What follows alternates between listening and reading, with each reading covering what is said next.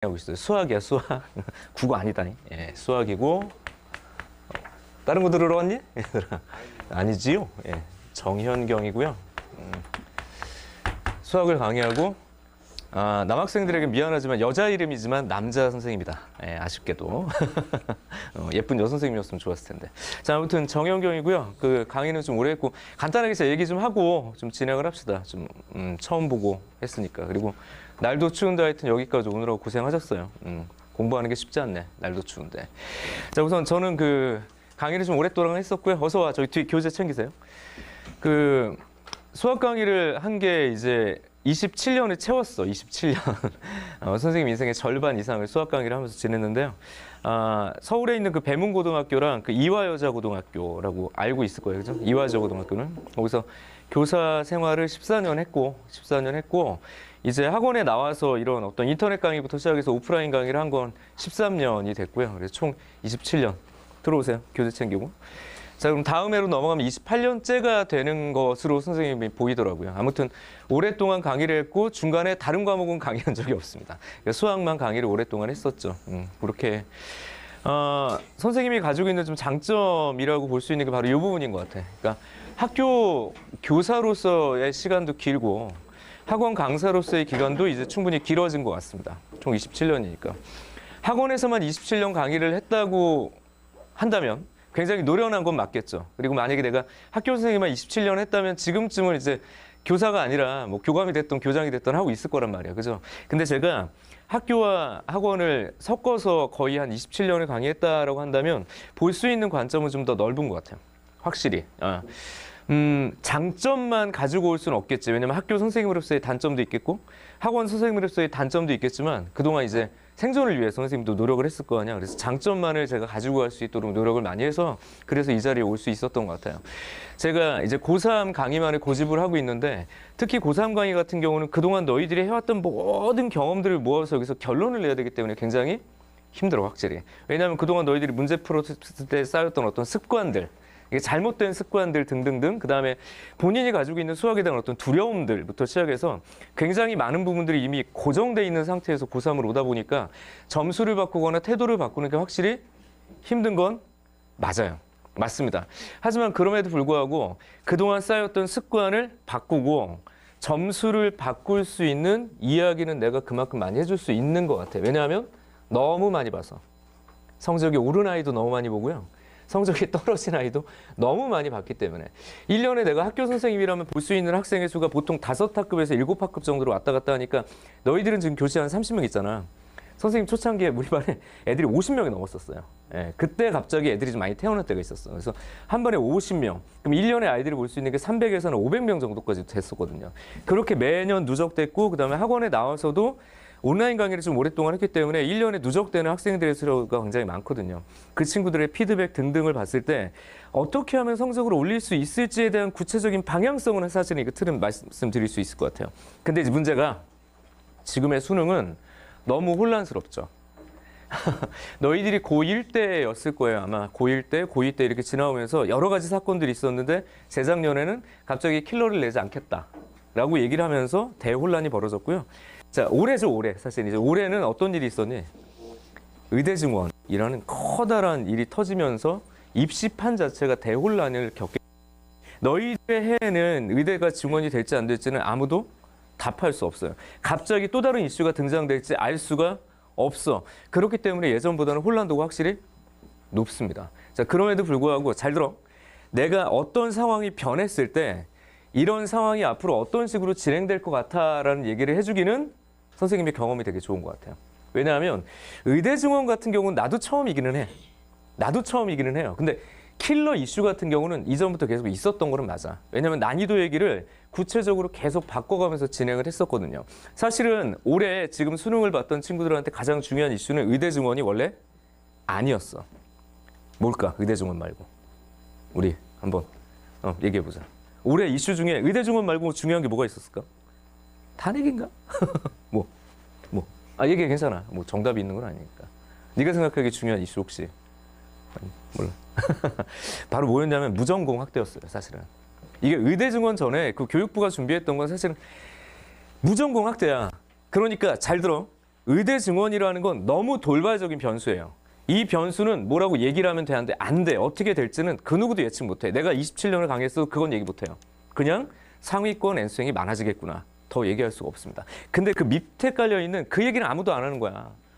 무전공 확대가 사실 확통 선택자들에게 되게 불리한 게 돼버리거든. 무전공 확대가. 이제 그런 이슈에 대해서는 얘기 안 해요. 다 의대 갈 것처럼. 자기 자신이 전국에서 3,000등이야. 내가 지금 3,000등이야. 전국에서. 의대 증원이 큰 이슈지. 왜 그럴까요? 3,000등이면 의대를 갈 수 있을 수도 있고 없을 수도 있는 등수야. 3,000등이면 왜? 3,000 몇백 명 정도가 되거든. 근데 거기다가 2,000명을 증원하면 갈 수 있어 없어? 갈 수 있거든. 그러니까 내가 전국에서 3,000등이나 4,000등을 하면 이건 되게 중요한 이슈거든요. 근데 3,000등 하시는 분, 전국에서. 한 2등 하시는 분. 이게 사실은 다수의 학생들에게는 정말 중요한 이슈가 그게 아니라 바로 뭐였냐면 무전공의 확대야. 그럼 내가 수업 시간에 어떤 얘기를 해주겠니? 무전공 확대가 벌어지는 상황에 대해서 올해의 수학 난이도는 어떻게 될 것 같아라는 것을 가지고 이야기를 해줄 거고 그것에 대해서 모의고사 난이도를 정할 거라는 얘기죠. 자, 제가 올해 강의, 이제 오늘 특강으로는 그 얘기들을 다 할 수는 없기 때문에 1년 동안 할 수 있는 보따리는 그래서 좀 많은 것 같아요. 선생님이 경험했던 수많은 일들이 있거든. 학교에 있을 때 갑자기 EBS 연계. 이게 되게 큰 이슈였거든.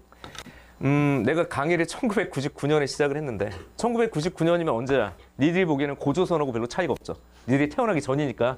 그래서 1999년에 강의를 시작하고 EBS 강의를 시작한 이래로 2010년에 갑자기 뻥 터진 게 있어. 꽤 오래전이죠. 14, 15년 전이니까. 이때 무슨 일이 터졌을까요? EBS 연계가 꽤 오래된 이슈네요. 갑자기 EBS에서 문제를 내라는 거야. EBS에서 문제를 내래요. 그러니까 여기서 갑자기 연계를 70%를 하라는 거야. 이전에 있었던 이슈야, 없었던 이슈야? 없었던 이슈야. 이런 이슈들이 이 안에 생기기 시작을 하죠. 그리고 여러 가지 경험들이 있었어. 자, 그때 잘 들어. EBS 이슈가 생겼을 때 수많은 사람들이 여기서 혼란을 겪죠. 어떤 혼란을 겪을까? 어떻게 출제를 하지? 난이도는 어떻게 되지? 자, 2011년도에 벌어졌던, 2011학년도에 벌어졌던 일이 있어. 자, 이거 왜 냈냐면 학생들이 수능 문제를 너무 어려워하니까 수능 문제를 좀 쉽게 만들어서 보편적으로 좀 난이도를 쉽게 만들자. 그 이슈에서 시작된 거야. 이때도 대통령께서 친히 말씀을 하십니다. EBS에서 내지. 이때 대통령이 누군지는 얘기 안 할게요. 내지. 라고 얘기를 해서 이슈가 이렇게 바뀐 거예요. 원래 이슈는 뭐냐면 쉬운 수능이라는 키워드였어요. 다 따라해보자. 쉬운 수능. 근데 그게 어떻게 바뀌었어? 정확하게 바뀐 거야. EBS를 연계해서 거기서 내면 되지 않아? 이 생각이 굉장히 단세포적이죠. 그죠? 그렇게 바뀌었어. 근데 그해 수능이 어떤 일이 벌어졌는지 아니? 역대급으로 어려웠어요. 1컷이 74점이야. 자, 올해 1컷이 몇 점이었을까? 84에서 85, 85 정도 돼요. 85인데도 쉽더라고 얘기를 안 해. 작년은 82에서 83이었어. 작년 꽤 어려웠죠. 자, 몇 점이라고? 74점. 근데 원래는 어떻게 내겠다고? 쉽게 내겠다고 해놓고 이렇게 일을 벌인 거야. 이때 수능을 출제하셨던 분이 선생님 선배님인데 이분이 당일날 핸드폰을 끄고 잠수했어요. 전화가 막 터져 나가는 거죠. 그러니까 이 사람이 그냥 꺼놓고 도망갔어. 진짜 실제로. 너무 겁나가지고. 왜?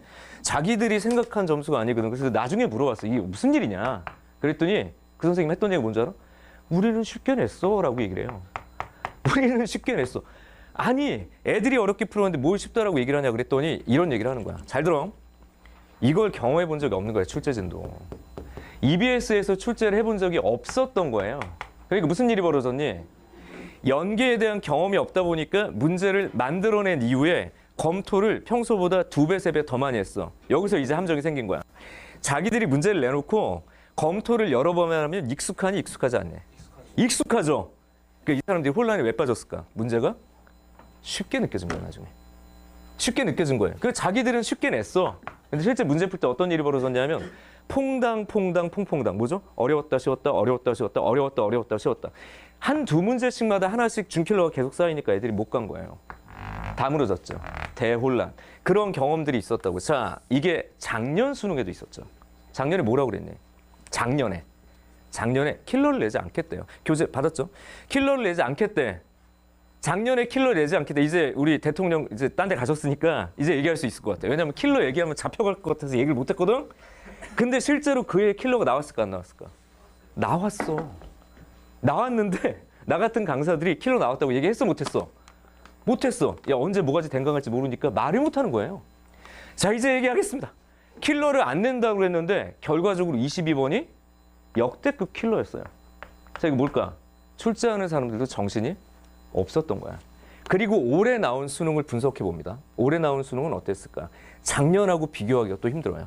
어땠냐면 춤킬러가 너무 많이 쌓였어. 근데 올해 수능은 오히려 킬러가 진짜 없었다고 보여. 굳이 얘기하자면. 근데 원점수 차이가 별로 나지 않죠. 어떤 일이 벌어졌다고요? 중간 난이도가 좀 어렵다 보니까 애들이 가다가 미끄러진 거야. 작년에 어땠냐? 전체적으로 문제가 안정적으로 쉬운데 특수하게 안 낸다던 킬러 문제 같은 게 22번에 딱 들어가 있는 거죠. 그러니까 만점자는 많지 않고 어떤 학생들이 많았을까? 중3위권 학생들이 쭉 밀고 올라오니까 원점수 1컷이 2컷이 좀 위로 당겨져 있는 거고, 올해는 어떤 일이 벌어졌죠? 만점자가 많을까 적을까? 올해는 많을 거야. 많을 거야가 아니라 많죠. 작년에 비해서 수학이. 근데 원점수는 어떻게 될까요? 그렇게 많이 올라가지 못했다고. 왜? 중간 난이도에 있는 2, 3, 4등급대 애들은 오히려 어땠을까요? 굉장히 힘들어했어. 왜? 가다가 걸리고, 가다가 걸리고, 가다가 걸리고. 자, 왜 이 얘기를 할까요? 수능이 어떻게 출제될 거야라고 함부로 얘기를 할 수는 없는데, 잘 들어라. 이런 혼란한 상황들을 선생님이 경험하다 하다 보니까 올해 수능 전에 선생님이 10월 7일이에요. 자, 몇 월 며칠? 10월 7일이면 수능 한 달 전이지. 맞지? 이때 내가 영상을 하나 찍었어. 자, 뭐라고 찍었냐면 누구나 올해 수능은 어려울 거라고 한다. 내가 이렇게 시작을 합니다. 그리고 선생님 인스타에 박제해놨어요. 너희들이 내가 하는 말 거짓말일 것 같다라고 생각할 수 있어서 영상은 그때 올라간 그대로 10월 7일 날짜 찍혀서 인스타에 박제돼 있습니다. 예, 약속할 수 있어요. 그때 내가 뭐라고 얘기를 했냐면 이렇게 얘기를 했어. 올해 수능은 제목이 이거야. 물수능일 수도. 네, 자극적이죠. 되게 물수능일 수도. 그때 이런 얘기 한 사람이 있었을까 없었을까? 없었어요. 있었어? 누가 그런 얘기 했지? 우리 H군이 얘기했나? 아무튼 아무도 없었어, 내가 보기엔. 근데 내가 과감하게 얘기를 합니다. 이거 우리가 다 어렵다라고 얘기를 했어. 선생님도 1월달 시작할 때 애들은 야, 올해 수능 어려울 거야. 국어도 어려울 거고 영어도 야, 탐구 박살날 수 있어. 어려울 수밖에 없어. 왜 그래? 의대 증원했지. 무전공 확대했지.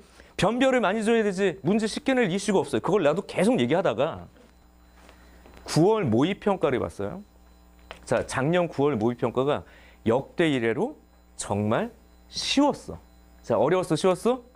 쉬웠어. 여기서 내가 머리가 띠용했어. 국어도 쉬웠고, 영어도 쉬웠고, 수학마저도 너무 쉬웠어, 사실은. 그럼 아이들은 기분은 좋겠죠. 아, 시험 잘 봤으니까. 근데 나는 이제 고민에 빠진 거야. 평가원은 도대체 왜 그랬을까? 자, 의미 없이 쟤들이 문제를 쉽게 냈을까를 한 달 내내 고민했어요.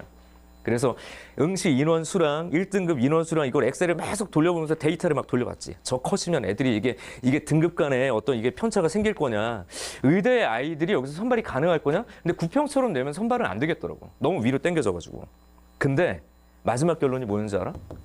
이거보다 조금만 어렵게 내도, 그러니까 불수능이 아니어도 이거 데이터적으로 변별은 되겠더라고. 이유가 뭐냐면 미적 선택자인 아이들이 성적대가 너무 안 좋았어요. 그렇게 쉽게 냈는데도 3, 4까지는 어쨌든 점수가 보정이 되는데 5등급부터 그냥 여전히 무너지는 거예요. 다시 말하면 미적이면 이과 친구들이죠. 이과 친구들이면 수학 공부를 잘 하는 편이어야 되는 거잖아요. 그렇지 않니? 아, 내가 너무 선입견이. 근데 얘들이 여전히 준비가 안 된 채로 구평을 본 거야. 그 얘기 무슨 말이냐면 아이들이 잘하는 아이가 저 위에 있어도 밑에서 점수를 끌어당기면 이 통계는 예쁘게 그냥 놓여지고 표준 편차 적당히 괜찮아질 거거든. 과하게 어렵게 내지 않아도 돼요. 자, 평가원이 문제를 과하게 어렵게 내면 무슨 일이 벌어지냐. 여기 봐봐. 심할 썼어야 돼. 선생님 심할 썼어야 된다고, 팀장님. 오죽하면 전화기 끄고 도망갔겠냐고. 자, 어렵게 내서 평가원이 모든 걸 뒤집어 쓰는 게 맞냐. 자, 올해는 어렵게 내야 되잖아. 그 압박이 계속 들어올 거라고. 어렵게 내야 돼. 근데 어렵게 내야 되는 게 맞나에 대한 질문을 하기 위해서 구평 문제를 쉽게 내서 데이터를 통계적으로 계산해 본 거예요. 근데 내가 계산한 결과가 어땠냐? 어렵지 않아도 될 것 같아. 그래서 이걸 찍은 거죠. 다 어렵다고 하는데 그렇지 않아. 그러면 선생님이 여기서 모의고사를 바꿨어요. 그전에는 이제 이간 모의고사를 가는 되게 어려운 모의고사를 계속 풀었거든, 우리 같이. 그러니까 선생님이 지필을 하지 않은 모의고사예요. 되게 어려운 모의고사를 풀다가 여기서 중단했습니다. 문제가 너무 어려워. 좋은데 이렇게 어려운 것만 한다고 해서 고득점을 받을 수 있을 시험이 아닌 것 같아서 그때 선생님이 지필을 다시 한 모의고사로 중상 난이도가 좀 깔려있는 모의고사로 변형을 했어요. 난 좀 믿음이 있었거든. 왜? 그렇게 과하게 어렵게 나오지 않을 수도 있겠다라는 생각을 한 거야. 선생님이 생각한 것보다는 조금 어렵게 나왔어요. 대신 뭐가 쉽게 나왔지? 국어가 쉽게 나옵니다. 국어. 그러니까 내가 어떤 과목이 쉽고 어렵고까지 디테일은 볼 수 없지만 전반적으로 불수능이라는 것은 분명히 이 키워드상 조금 오류가 있을 것 같다. 아닐 것 같다는 예측을 해서 결론적으로 아이들의 난이도를 이해하게 해줄 수 있었어요. 저는 올해도 그럴 수 있을 거라는 생각이 들어요. 자, 지금부터 내년 수능은 어떻게 될 거야? 라고 얘기를 하는 건 뭐예요? 다 뻥이지. 사기고. 그건 뇌피셜이야. 그건 얘기 못해요. 근데 3월 학평 보고 4월 학평 본 다음에 현 고3 아이들의 성적, 나의 기대대로 일컷이 잡히는지 이거 보고 6월 모평에 재수생 일부 들어온 상태를 가지고 데이터 비교하고 9평이 좀 많이 들어오잖아요. 9평까지 난이도 조절하면 올해 수능에 대한 조절점을 잡을 수 있어. 조절점을 잡을 수 있을 것 같아요. 왜 그럴까요? 이걸 다 밟아와서 그래요. 그냥 단순하게 뭐 이런 키워드 때문에 그냥 근시안적으로 이런 키워드 때문에 올해 수능은 이래. 올해 뭐 역함수가 뭐 킬러에 나올 거야. 이런 얘기를 함부로 할 수는 없습니다. 어떻게 낼지는 알 수 없어. 하지만 전체적인 틀은 그래도 다른 사람보다 예측이 나는 가능한 편이다라는 생각이 들어요. 자, 그래서 올해 수능의 결과물을 가지고 역시 데이터는 좀 몇 달 돌려봐야 될 것 같기는 해. 여전히 돌려봐야 되고 그다음에 입시도 끝내봐야 돼요. 지금 정말 의대생들이 얼마나 뒤에서 빵꾸가 나는지 이런 것도 좀 봐야 되는 건데 그런 입시의 결과까지 돌려놓게 되면 3월쯤 되면 그래도 어떤 감은 잡아줄 수 있을 것 같습니다. 1, 2월에는 함부로 말할 수 없는데 3월이 되면 올해는 전체적으로 불수능에 가까울지 그리고 수학이 어떤 방식으로 출제가 될지 그리고 중요한 이슈가 뭐가 될지 그리고 데이터적으로 재수생이 다시 한번 쌓일 건지 이것도 되게 중요하잖아요. 상위권 재수생들이 내년에 쌓일지 안 쌓일지는 사실은 정부의 역할이 중요하긴 하지만 그런 얘기들도 해줄 수 있을 거라는 생각이 듭니다. 자, 어쨌든 선생님은 커다란 이런 어떤 관점을 가지고 점점 좁혀서 이제 수학 과목에 대한 부분들도 좀 디테일을 살려서 이제 말씀을 드릴 수 있지 않을까.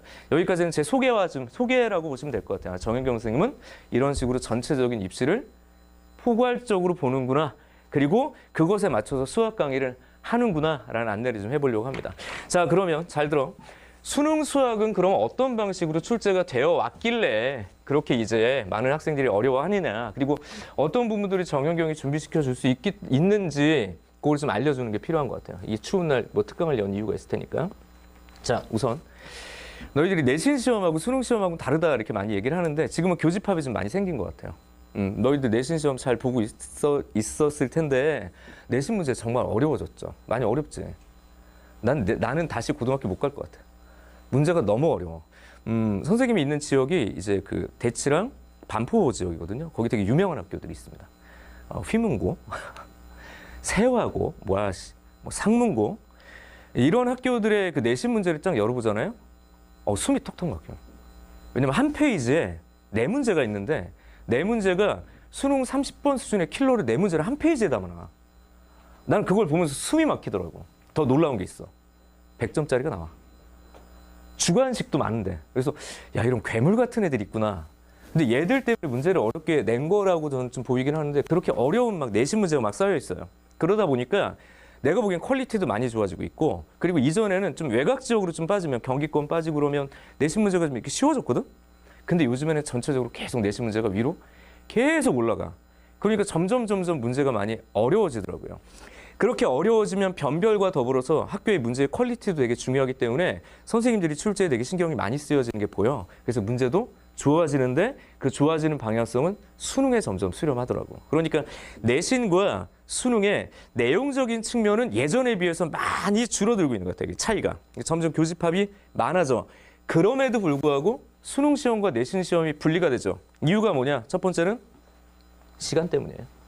자, 모의고사 알겠지만 100분이죠. 몇 분? 100분. 자, 그리고 학교 시험은 대체적으로 몇 분? 50분. 60분인 학교 있니 혹시? 지금은 없나요? 선생님이 이화여고 있을 때 그냥 이거 재미삼아 들어라. 예, 뭐 분위기도 어색하고 하니까 좀 얘기를 좀 풀어보고 나가고 싶은데 우리가 지금 만난 지 이제 한 20분밖에 안 됐잖아요. 어색하지? 그렇죠? 어색하고 하니까 좀 재밌는 얘기 좀 해볼게요. 선생님이 이화여고 교사일 때 어떤 일을 했냐면 수업 시간표를 짜는 일을 했어. 수업 시간표를 짜는 일을 했어. 학교 시간표를 만들고 관리하는 거. 그럼 학교 시험 시간표도 내가 짜야 되는 거야. 근데 우리 때는 수학이 60분이었어요. 나머지 과목은 50분인데 수학만 60분을 줘. 이게 나한테 너무 스트레스였어. 이유가 뭐냐? 선생님들이 감독을 하죠. 느낌 오나? 감독을 해. 그러면 60분짜리 수학 감독을 배정하잖아? 이 중에 몇몇 선생님은 점심시간에 나한테 와. 그럼 나한테 짜증내. 왜 짜증낼까요? 그렇죠. 나 시험 감독 10분 더 넣으면 어떡해. 이런 거야. 와, 쪼잔합니다. 와, 이거 시간 바꿔달라고. 실제로. 그런 사람들이 와요. 그래서 내가 그때 교감한테 그 이런 얘기 했죠. 이거 도대체 스트레스 받아서 못하겠다. 이거 50분으로 맞춰주세요. 근데 내가 학교를 관두기 전까지는 그냥 60분으로 계속 진행을 했습니다. 근데 나중에 보니까 이화여고도 이제 50분이 됐더라고. 재미없네요. 아무튼 모든 시험이 50분이 됐어요. 그죠? 얘들아, 수학 시험을 왜 60분을 줬을까? 이게 중요해. 당시에 60분의 학교가 꽤 많았다고. 시간을 많이 줄 수밖에 없잖아. 어려우니까. 근데 이제 이게 돼요? 안 돼요? 안 돼. 이것도 형평성의 논리상 모든 학교 50분을 보더라고요. 20문제에서 25문제. 자, 100분짜리 시험은 몇 문제야? 30문제야. 자, 여기에 차이가 있다. 내신 시험은요, 첫 번째, 난 무조건 암기력 싸움이라고 봐요. 뭐라고? 이건 수학도 무조건 암기력이야. 문제를 봤어. 내가 푼 거야. 알 수 있어. 이렇게 되느냐? 아니면 이거 처음 보는 건데 못 푸는 겁니다. 그죠? 알지? 너희들이 더 잘할 거야. 이건 무조건 암기력 싸움이야. 그런데 수능 시험은 그러면 뭐가 중요할까? 수능 시험 뭐가 중요할까? 자, 내신은 암기력. 그럼 수능은 뭐가 중요하겠네? 피지컬. 피지컬? 피지컬. 오, 감 좋은데? 맞아.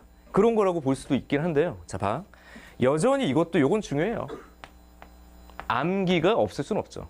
유형은 정해져 있으니까. 와, 더불어서 그냥 쉽게 알려드릴게요. 피지컬이라고 포괄적으로 얘기했는데 결국엔 시간 관리가 가능하지. 맞아? 그래서 처음 보는 문제도 여유롭게 로직을 짤 수가 있다고요. 자, 이게 내신과의 차이죠. 내신은 즉각 반응이 필요한 거고 수능은 즉각 반응과 논리 쌓기의 시간 관리 두 가지. 그럼 1년 내내 뭘 해줘야 되냐? 첫 번째는요. 항상 등장될 만한 유형은요. 내신처럼 그냥 외우는 거 맞아.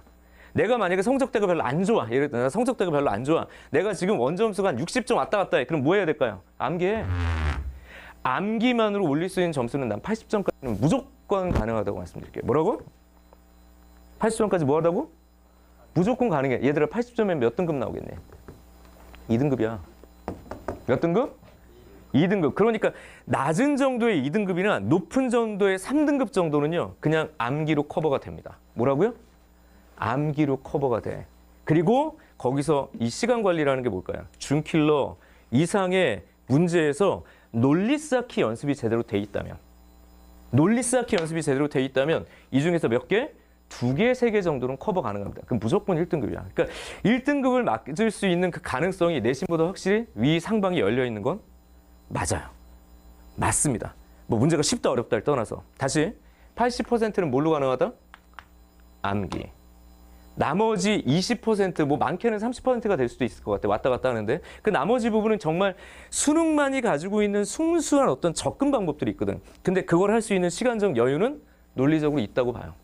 100분이기 때문에. 그래서 이런 시간 관리 연습까지 하게 된다면 사실은 내신 시험보다 훨씬 더 이렇게 뭐 잡아내기가 좀 쉬운 것 같아.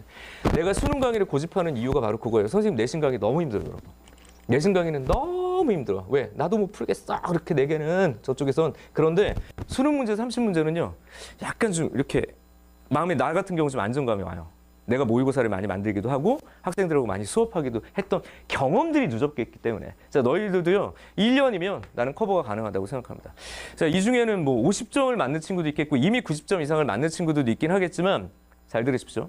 점수와 무관하게 이 과정들, 다시 말하면 암기의 과정과 시간 관리의 과정들을 연습을 한다면 너희들의 점수대는 분명히 달라질 거야. 선생님이 커리큘럼을 그렇게 짠 거예요. 그래서 내용적인 부분으로 들어갑시다. 그렇다면 그래 알았어. 암기도 하고 시간 관리를 하라는데 그럼 암기는 어디까지 해야 되고 시간 관리를 할 수 있는 그 로직 쌓기는 어떻게 할 건데 이제 교재로 가봅시다. 봐. 여기를 보시면 자, 우선 난이도가 그렇게 쉽지만 않습니다. 자, 오늘 내용이. 왜냐면 그냥 기본 개념 얘기는 하지 않을 거니까. 선생님 원래 그렇게 어렵게 하는 수업은 아닌데 특강이다 보니까 뭔가 이렇게 포인트를 잡아줘야 되잖아요. 그래서 난이도가 조금 있는 문제를 가져왔다. 자, 그러다 보니까 기본 개념을 디테일하게 설명할 수 없어서 여기 보시면 QR코드가 있어요, 없어요? 있어요. 그죠? 이 QR코드를 찍으면 누가 나올까요? 제가 나옵니다. 그래서 기본 개념 같은 경우 여기다 찍어놔. 그래서 매번 수업이 항상 이런 게 있어. 내가 이 자리에서 설명하기 애매한, 고3에게 설명하기 애매한데 중요한 부분들이 있다. 자, 오늘 수업엔 닫기 힘들다 그러면 여기 무조건 들어가요. 그러니까 너희들이 집에서 내가 오늘 수업에서 좀 어려운 부분이 있었고 선생님이 건너뛴 것 같아 라는 건 이쪽에 다 있어. 알겠죠? 그래서 그런 식으로 QR코드를 오늘도 제공한 거야. 이렇게 제공을 하고요. 그러면 그런 기본 개념들을 기반으로 해서 우리가 4점 혹은 준킬러라는 것을 문제를 풀 때 과연 이 머리가 좋은 애들만 유리한 것이냐. 아까 내가 뭐라고 얘기했죠? 암기와 연습이 분명히 1등급 커버가 된다라고 얘기를 했죠. 그것들을 확인시켜 주려고 하는데 자, 이야기의 시작은 수열입니다. 자, 가볼게요. 수열은 다 알지. 그죠? 자, 기본 개념부터 살짝 설명을 해볼게요. 수열은 요거다라는 것이 교과서에 쓰여져 있습니다. 자, 따라해보자. 수열은 함수다. 어떤 함수죠? 이런 함수였어. 정의역이 자연수고 공역이 내 말이 거짓말인 것 같으면 교과서를 열어보시면 돼요. 이게 수열의 원래 수학적 정의야. 근데 그걸 쉽게 뭐라고 얘기를 하죠? 수를 나열한 것이라고 얘기를 했고. 맞죠? 그래서 그것들의 순서를 매기기를 이렇게 내겼던 거예요. 이게 뭐죠? 1을 대입했을 때 함수값인 거예요. 그러니까 원래는 뭐라고 썼어야 돼? 이렇게 썼었어야 돼, 원래는. 맞아요? 자, A 두 번째 항이라는 게 뭐죠? 2를 대입했을 때 실제 함수값이야. 그러니까 순서를 그대로 매겨서 수를 나열했다. 직관적으로 맞고. 그러다 보니까 수학적으로 이건 뭐예요? 자연수를 실세에 대응시키는, 자, 따라해 봅시다. 함수라고 얘기를 했던 거야. 그렇게 뚝뚝뚝 가다가 요 n번째로 주어져 있는 건 사실은 그냥 fn이거든요. 이걸 우리가 뭐라고 불렀지? 그냥 일반 항이라고 부르고 가다가 끝나면 유한이고 더 계속 가면 무한이고 그렇게 얘기를 했다고. 유한수열, 무한수열. 그 정의는 이렇게 됐다. 됐죠? 그런 정의를 기반으로 해서 자, 무슨 수열부터 시작해요? 등차 수열입니다. 자, 등차 수열도 있고 등비 수열도 있어. 자, 출제자, 특히 수능 출제자가 좋아하는 건 등차 수열일까 등비 수열일까요? 라고 얘기하면 대답을 안 하겠지. 찝어서 얘기해보자. 자, 물어볼게요. 자, 등차 수열을 더 좋아할 것 같니? 등비 수열을 좋아할 것 같니? 둘 중에 하나잖아. 등차 수열 맞습니다. 맞아요. 자, 가볼게요. 등차 수열과 등비 수열이 있는데 사실은 등비 수열이 논리적으로 조금 더 어렵게 쌓여져 있는 개념이긴 하지만 실제로 좋아하는 건 등차 수열이야. 고난도 문제는 대부분 누가 지고 흔들어? 등차 수열. 그래서 오늘은 등차 수열의 개념을 이용해서 고난도 문제를 어떻게 풀 건지를 설명할게요. 자, 그 목표가 뭐냐면 개념이 문제풀이에 연결되느냐. 난 이게 되게 중요하거든요. 테크니컬한 방법으로 문제를 풀겠다. 고3은 오히려 더 위험할 수 있을 것 같아. 자, 내신 시험은 시간 싸움이니까 되게 테크니컬하게 그리고 직관적으로 답을 내야 돼요. 내가 맞죠? 수능도 그런 것들이 필요하긴 하지만 수능에서 말하는 문제풀이라는 것이 테크니컬한 것만 가지고가 아니라 정말 논리적으로 그다음에 흐름적으로 봤을 땐 진짜 개념이야. 정말 개념이 튼튼하면 점수를 놓칠 수가 없어요. 자, 그럼 등차 수열의 개념이 뭘까로 시작을 해보면 등차 수열의 개념은 교과서에 이렇게 쓰여져 있습니다. A, n 플러스 1 이렇게 쓰여져 있죠. 그리고 뭐라고 얘기를 했냐면 다음 항으로 갈 때 이전 항에 일정한 값을 더하는 수열이라고 불렀어. 자, 따라해보자. 더하는 수열. 그걸 뭐라고 불러? 등차 수열. 사실 이름이 좀 잘못됐죠. 여기는 뺀 적이 있어 없어? 없어. 빼는 건 바로 뭐겠어? 뒤에 항에서 앞에 항을 빼면 일정하다. 자, 이거는요. 자, 우리말로 갑시다. 정이고요. 얘는 성질이야. 그놈이 그놈 아닙니까? 라고 얘기를 할 수 있는데 아니지. 수학할 때는. 자, 잘 들어. 따라해보자. 정의. 성질.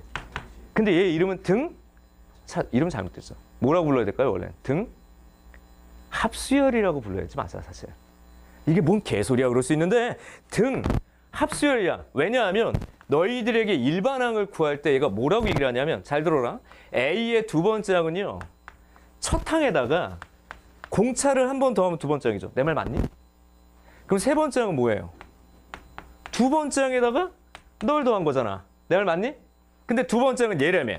그러니까 얘는 첫 항에다가 공차 더하고 공차 더한 거니까 뭐라고 쓴 거예요? 이렇게 누적하면서 규칙을 쌓아나갔다고 교과서는 이렇게 설명하고 있어. 그렇게 반복되니까 너희들이 추론할 수 있지. 어떻게 추론할 수 있니? n번째는 이렇게 된단다, 얘들아. 첫 항에다가 도대체 공차를 몇 번 더했는지라고 설명이 되어 있다고요. 자, 이 말이 그래서 정의라고, 정의. 얘들아, 등차 수열은 더함으로 결정된 거야. 뭐라고? 더함으로 결정된 거라고. 자, 그랬을 때 우리가 일반항을 만들어냈죠. 자, 근데 여기서 이제 개념에서 조심해야 될 게, 선생님 저 이거 알아요. 라고 한다고 해서 고난도 문제가 풀릴까 안 풀려? 안 풀려. 그럼 너희들이 이렇게 질문한다고 나한테. 선생님, 제가 개념 공부를 했어요. 개념 공부를 했는데 문제가 안 풀려요. 그럼 넌 개념 공부를 어떻게 했니? 라고 물어보면 고2 때는 이것만 알아. 딱!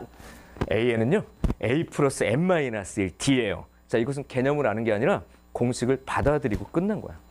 박스에 갇혀 있는 거라고. 이건 개념이 아니지. 이건 개념이 아니지. 자, 소위 개념이 문풀이라고 얘기를 하는 건 바로 뭐냐 하면 그 개념이 가지고 있는 수학적인 이면에 숨겨져 있는 의미까지를 내가 받아들이고 있느냐 아니냐는 거예요. 자, 다시 얘가 의미하는 게 뭐라고? 첫 항 플러스 N-1T예요. 이게 아니라고요. 첫 항에 공차를 너보다 하나 적은 만큼 더하면 너한테 가는 거야. 내 말 맞지? 그랬을 때 이쪽으로 와보자. 일반항은 하나로만 결정되지 않는다까지 이해하고 있어야죠. 뭔데? 두 번째 항을 내가 알고 있어. 얘들아, 두 번째 항으로부터 n번째 항까지 가려면 몇 번 더해야 된다고? n-2번 더해야 된다고. 자, 이게 진짜 개념인 거죠. 왜냐하면 일반항을 찾기 위해서 첫 항에 몰입할 필요가 없다는 얘기죠. 잘 들어라. 알고 있는 항이 뭐냐 이거야. 내가 그럼 1항을 알던, 2항을 알던, 100항을 알던, 그렇다면 어떤 항을 알던지 간에 그 얘기라고요. 제시된 조건에서 어떤 항을 알려줬던 시간에 나는 여기다 뭐 해주면 되니? n 마이너스 m. 이게 일반항이야, 이게. 이게 일반항이라고. 너와의 합이 네가 되는. 이렇게 공부했지. 이렇게 공부했어야 되는데. 그렇게 했죠? 했어야 돼. 이렇게 배웠을 거야. 니들이 기억을 못 하더라도. 이게 진짜 일반항이라고. 자, 질문 다시 들어갈게요. 개념이라고 얘기를 했던 부분이 뭐라고요?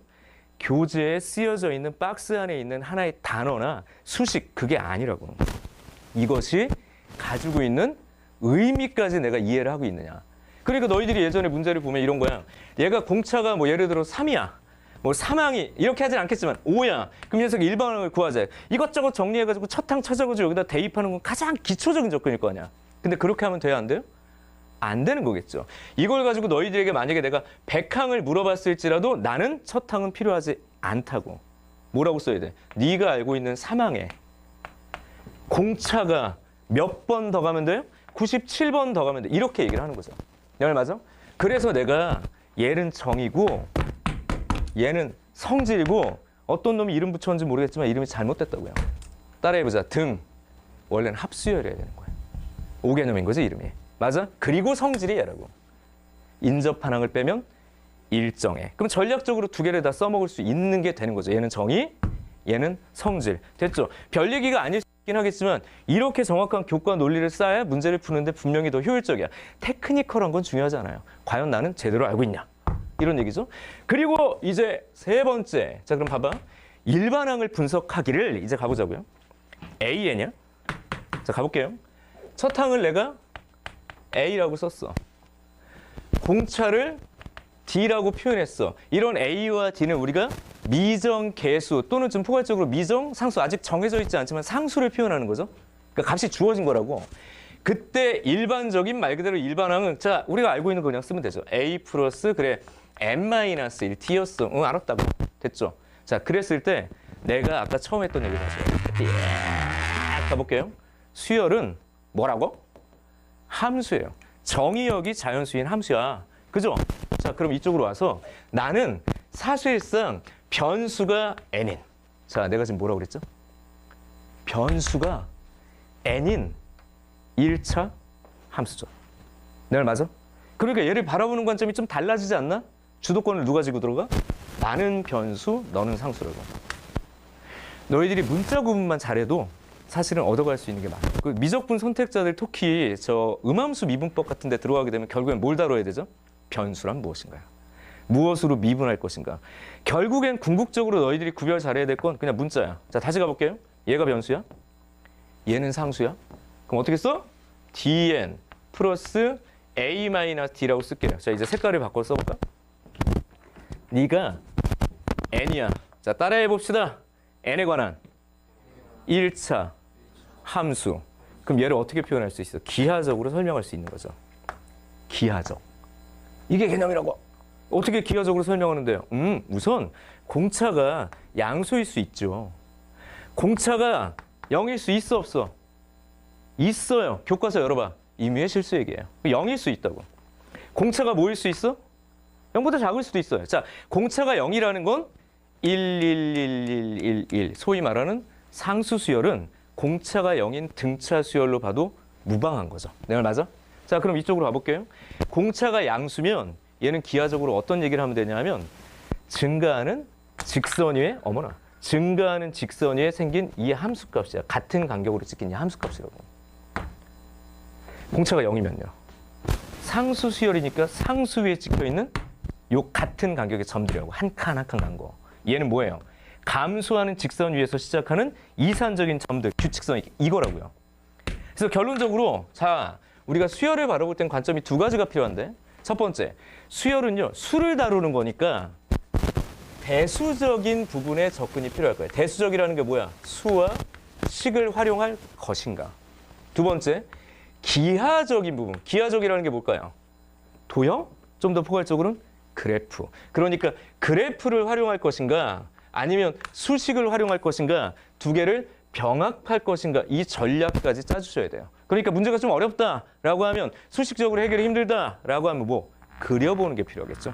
이 전략은 언제나 서로 보완적일 거야. 자, 더 깊게 얘기는 하지 않을게요. 이런 개념들이 쌓여 있느냐. 그럼 여기서 말하는 등차 수열의 개념은요. 이런 내용들이 적절히 잘 배합돼 있냐고 머릿속에. 그래야 전략을 짜죠. 이것만 알고 있는 건 개념이 아니야. 내신 문제 같은 경우는 여기다 테크니컬한 거 집어넣어가지고 문제풀이 막 연결하고 막 그럴 테지만 수능은요. 이런 핵심적인 요소를 학생들이 제대로 이해하고 있는지를 계속 고민하면서 출제를 해요. 선생님이 평가원 출제를 2번 들어갔었어. 2번. 몇 번? 2번. 너희들 주변의 학원 강사들 중에 아니지 대치동까지 가자. 대치동부터 인강까지 다 가겠습니다. 대치동, 인강, 강사들 다 모아서 평가원 출제 들어갔던 강사들 나는 본 적 없어요. 나는 본 적 없습니다. 만난 적이 없어요. 평가원 들어가 본 적도 없는 사람들이 아 수능은 평가원은 이런 얘기를 하면 약간 좀 의문이 드는 게 어디서 저런 얘기를 주워 들었을까 이런 생각들이 좀 들어요. 평가원에 2번 들어갔 선생님의 경험을 얘기를 할게. 처음 들어가면 출제를 하지 않아. 우선 업무 분장부터 해요. 교수님들 들어오고요. 교사들이 있어. 근데 원래 교사들은요. 다른 경력들이 없어야 되니까 예를 들어서 그 문제집 집필 이러면 못 들어가요. 이 사람들 이름이 찍혀있는 문제집이 있으면 안 돼. 그러니까 정말 순수한 사람들이야. 실력만 좋은. 이런 사람들과 교수진들은 뭐 당연히 고등학교 집필 안 했을 테니까 이런 분들이 모이겠죠. 원래는 교사들도 출제를 한다고 해서 모았었어 우리 때는. 근데 실제로 들어가면 출제는 하지 않아요. 누가 출제하지? 교수님들이 출제. 그래서 처음에 브리핑할 때 뭘 하냐면 교육과정 설명을 계속 합니다. 교수님들한테. 왜? 이 사람들이 잘 몰라. 이거 하는 거야. 교과서의 내용이 이렇습니다. 이 사람들한테 그럼 1차 출제를 하라고 그러면 교사들이 시험지를 들고 와서 골방 들어가서 문제를 풀어. 그리고 채점을 해. 평균 50점 나와요. 50점. 몇 점? 미칩니다. 어려워. 못 풀겠어. 너무 어렵긴 해. 무슨 말인지 알 수 없어. 기호도 뭘 쓴 건지 알 수도 없는 막 문제를 내요. 그러니까 못 풀지. 그럼 거기서부터 이제 이 와중에 막 20점도 나오고 막 그래요. 어떤 사람 진짜 점수 좋기도 하고. 근데 점수가 중요한 게 아니라 왜 못 풀었는지를 또 설명을 해줘요. 이거는 교육 과정이 아니야. 버려. 다듬어. 이런 과정이 한 일주일이 벌어져. 자, 여기 봐. 보라고요. 내가 이렇게 확신에 차서 설명할 수 있는 이유가 있어요. 내신 문제와 다른 부분인 거야. 바로 뭐냐면 이 틀 안에서 집요하게 2점짜리든 3점짜리든 4점짜리를 찝어낸다는 얘기예요. 룰은 정해져 있어. 무조건 교과서 맞아요. 그래서 아무리 고난도 문제일지라도 아 이거 조금 어려운데라고 할지라도 결국엔 아 교과서적인 설명이 맞네 라는 박수를 치게 되는 거예요. 애들이. 교육과정 내에서의 진짜 질문이 뭔지를 그들이 알고 있다고. 그리고 그 안에서 질문한다고. 그럼 너희들은 봐봐.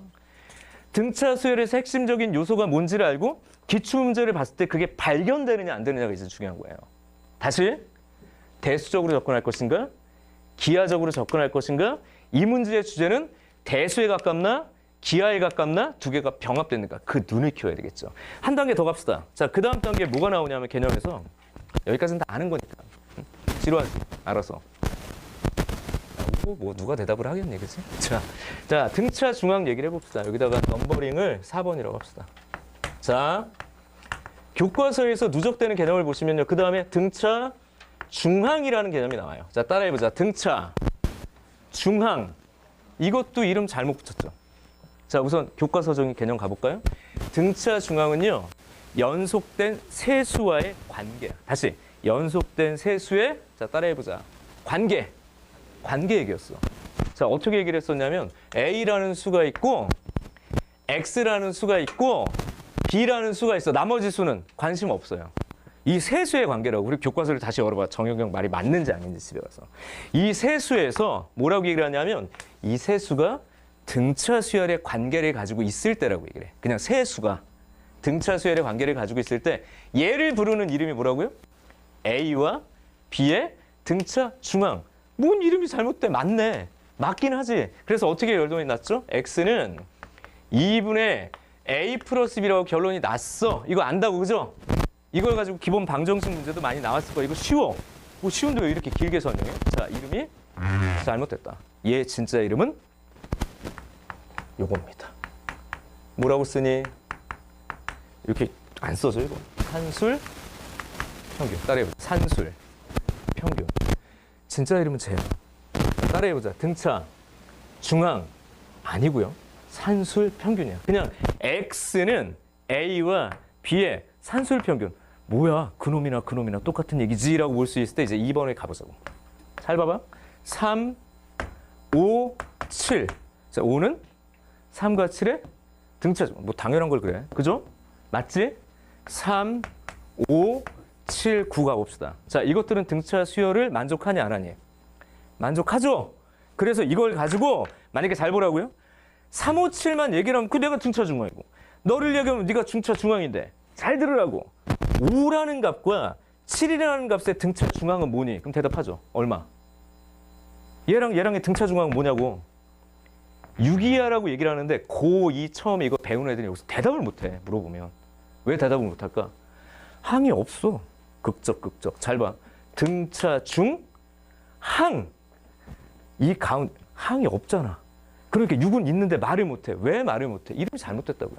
그냥 이걸 물어본 거야. 얘들아, 5와 7의 산술 평균이 뭐니? 라고 얘기를 하면 너희들은 뭐라고 대답해야 돼? 6이요. 맞아? 근데 왜 얘들은 대답을 못한다고? 항이 없는데 대답해도 될까? 이 고민이 든다고요. 그건 이름이 직관적으로 또 잘못됐어. 그럼 우린 뭐라고 부를 거야? 산술 평균. 그래서 뭐 어쩔 건데 이거거든. 봐라잉. 3과 5와 7을 더해봐. 이거 얼마니? 초등학생들한테 물어보면 뭐라고 그래? 요렇게 더해서 15요 이렇게 얘기하잖아요. 잘했어. 그죠? 맞지? 이 4개를 더해볼게요. 요렇게 4개를 더해봐. 그럼 12, 24요. 애들 요렇게 대답한다고. 잘했지? 맞아? 선생님 덧셈 잘하지?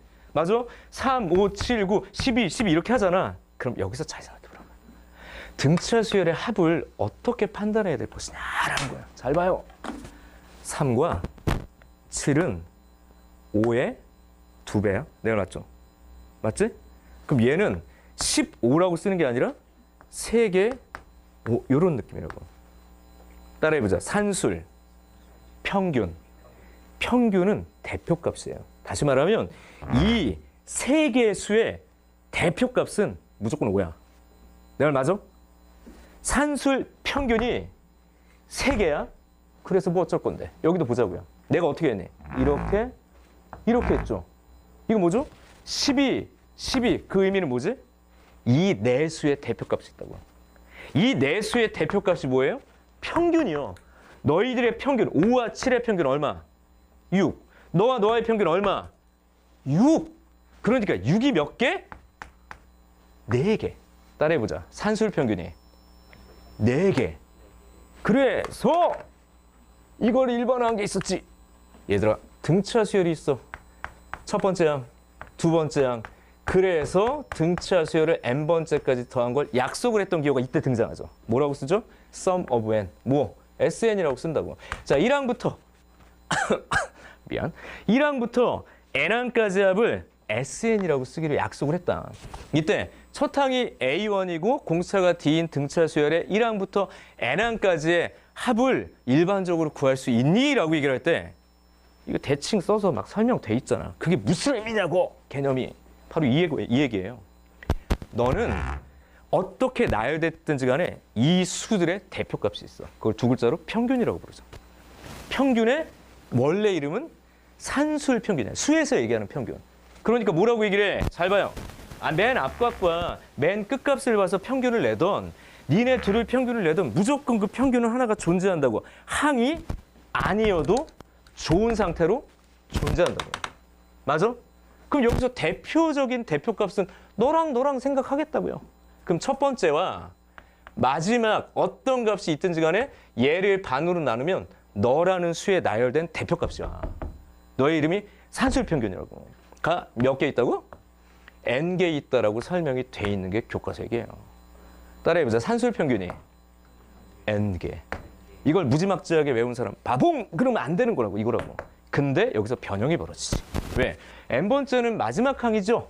마지막 항은 일반항 형태죠. 그러니까 일반항을 너희들이 알고 있는 그 상태로 그냥 대입을 해버리면 벌어지는 게 바로 이거였죠. N 이렇게 잡아놓고 2A 플러스 N-1T라고 쓰여졌던 거지. 그래서 공식은 타입이 두 가지가 있었던 거죠.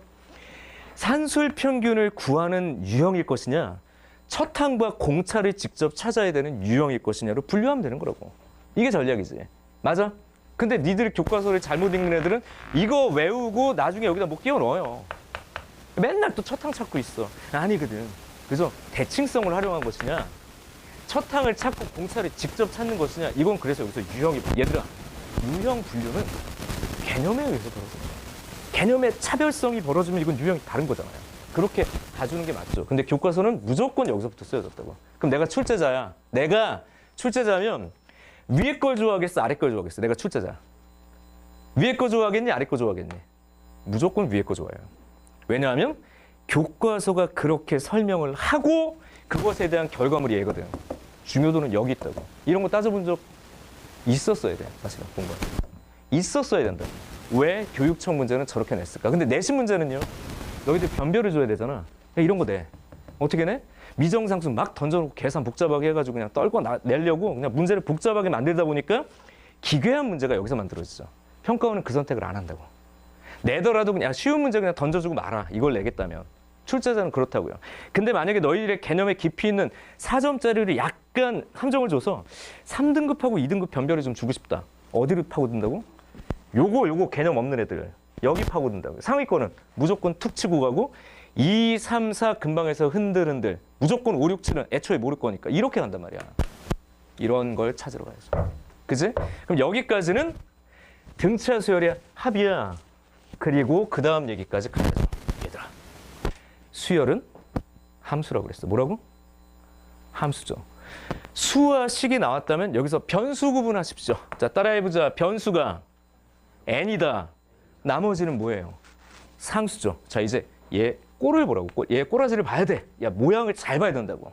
n이 변수다. 여기서부터 이제 개념을 변형하기 시작해야죠.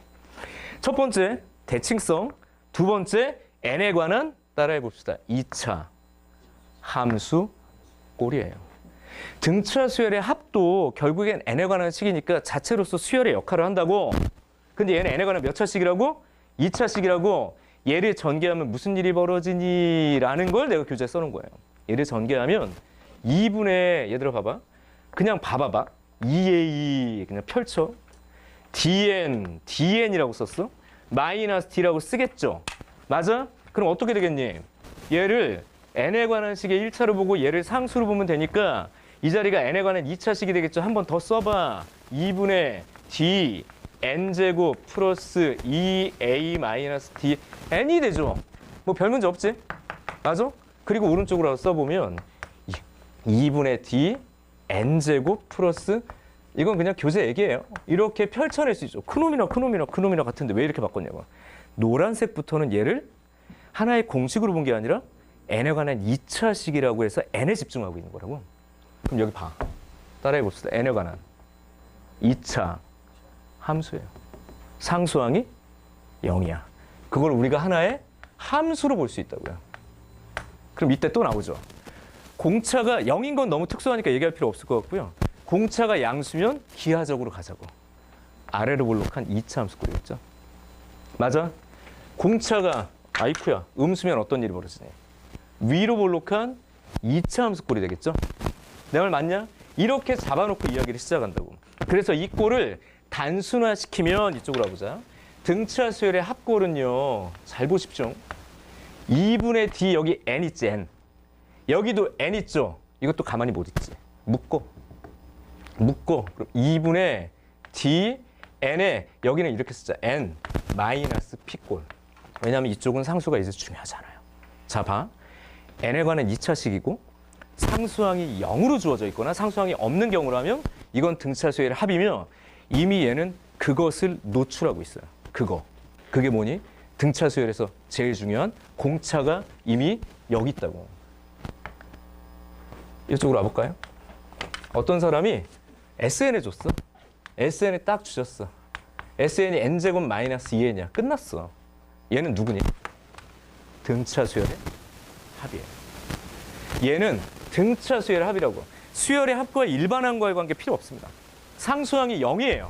등차 수열의 합이에요. 이미 노출돼 있어. 여기가 1이 있지. 그럼 얘는 공차가 얼마야? 2라고. 자, 가보자. 너의 개수의 2배가 공차라고. 그러니까 일반항은 아까 쓴 것처럼 자, n 앞에 개수 이렇게 담아놓으면 돼. 그리고 하나 더. 여기다 1 집어넣으나 여기다 1 집어넣으나 같겠죠. 왜? S1은 1항까지 합이니까 1항 그 자체죠. 그럼 여기다 1 집어넣어봐. 마이너스 1이지.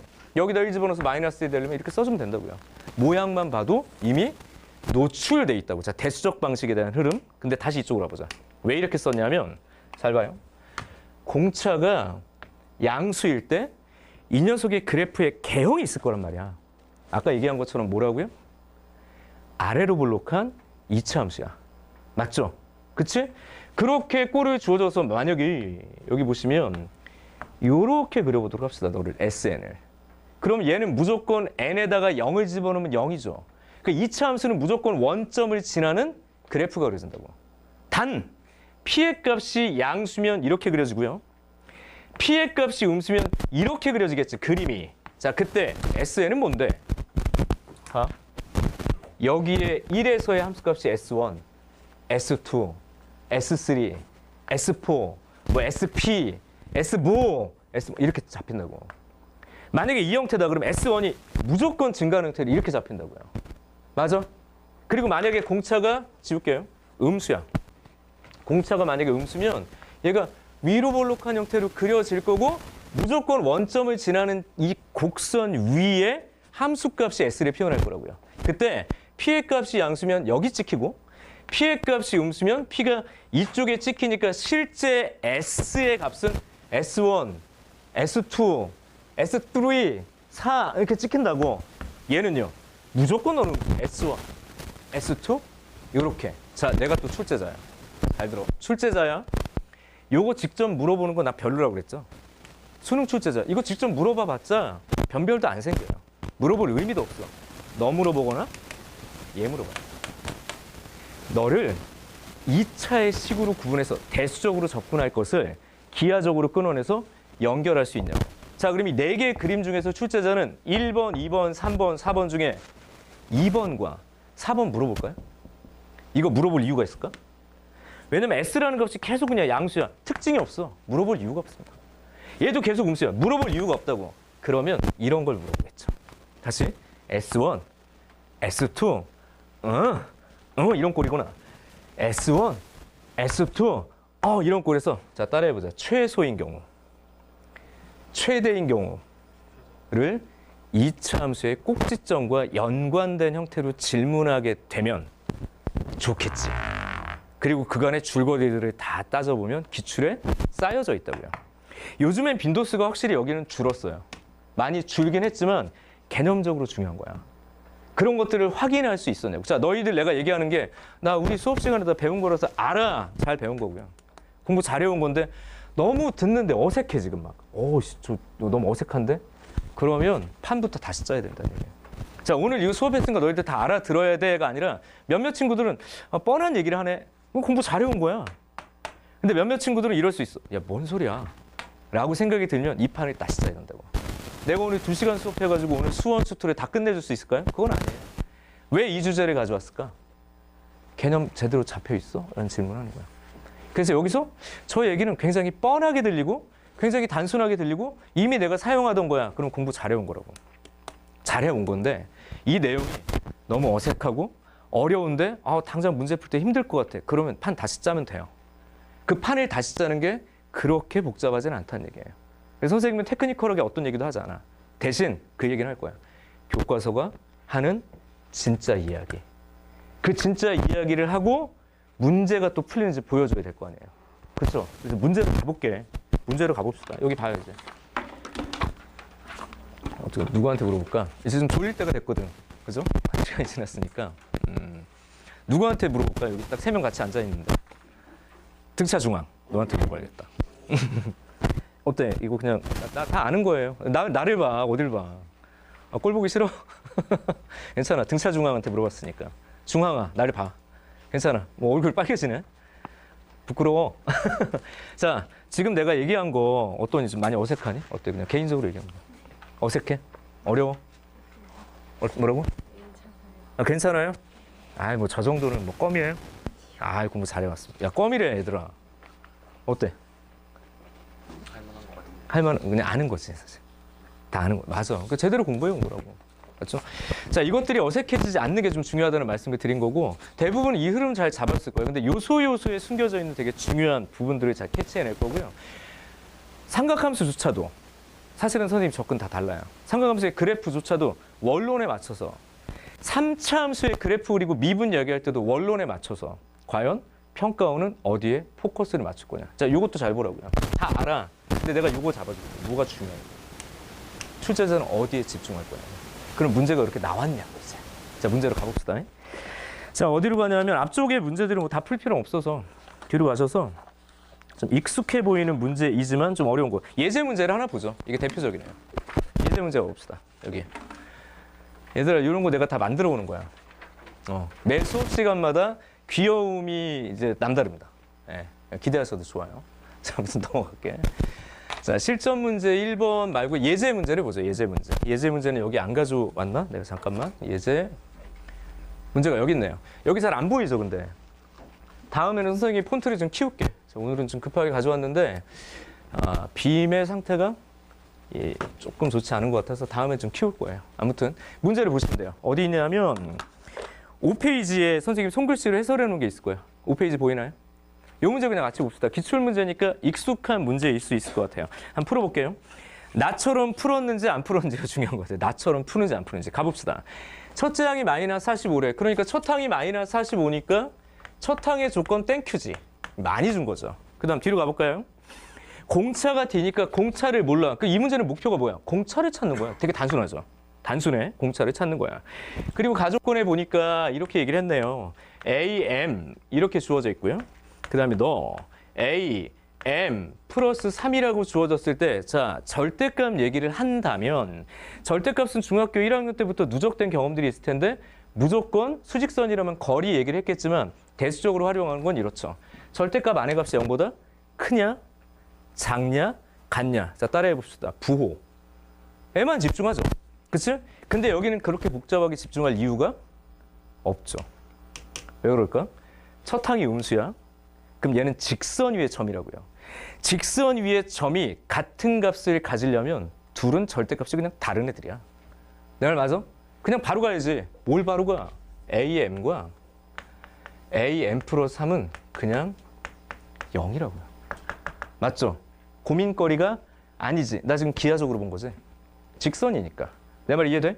그러니까 부호를 양일 때 음일 때 그게 아니라 그냥 너희들은 더하면 0이야. 맞죠? 여기서 좀 테크니컬하게 갈 거냐 원론적으로 갈 거냐라고 할 때 원론적으로 갑시다. 원론적으로. 자, 잠깐만요. 차 빼달라고 전화 온 것 같다. 얘들아, 여기서 잠깐 끊고 10분만 쉬었다 갑시다.